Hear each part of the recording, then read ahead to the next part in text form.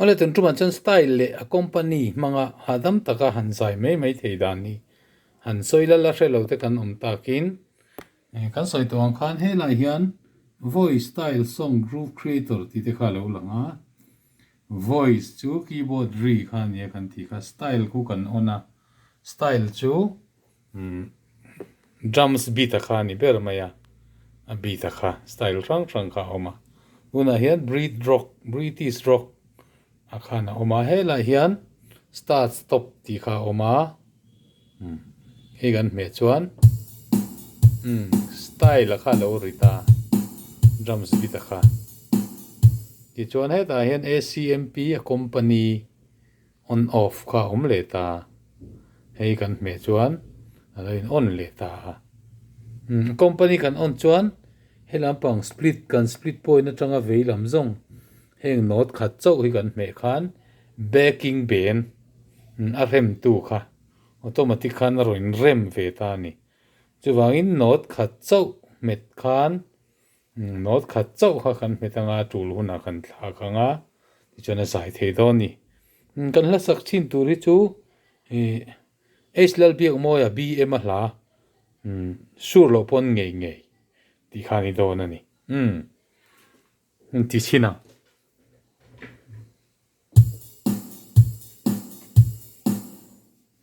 kan soi kan ti ma in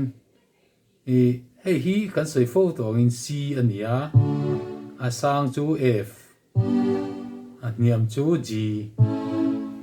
khatian ka lo nia kan revek to a hei hi keyboard zir ti tan hei hi a sang le kan han ti ang kha ani ti kha shela tha o me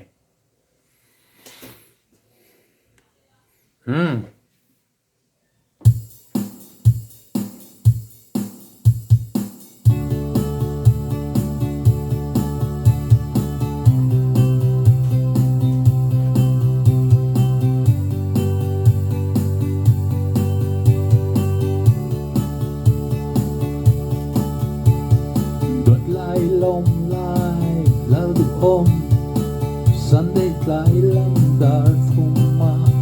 nin lo ngak la angaya khan shur lo pom nge yo duat lai lom lai lal du pom Sunday tlai lam dar thuma nin lo ngak la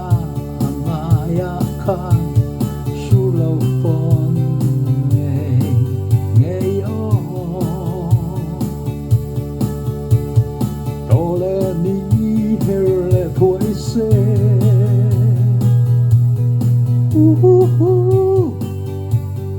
Lung run drunk belly,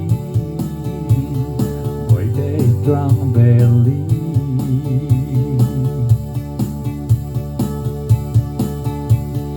Đuột lai long lai lal du om,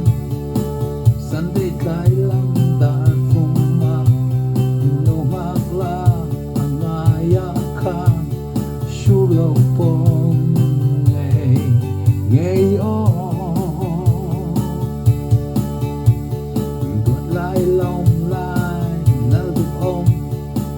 Tu đang ngái lâu ren yani ngày na pa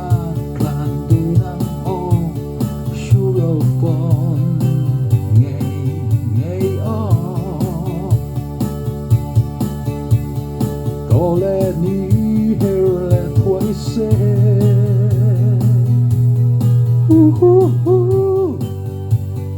lung run drunk belly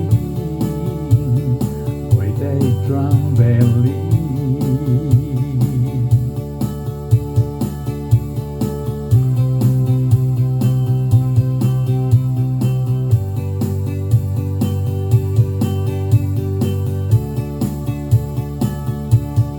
Khai du to phốt mèo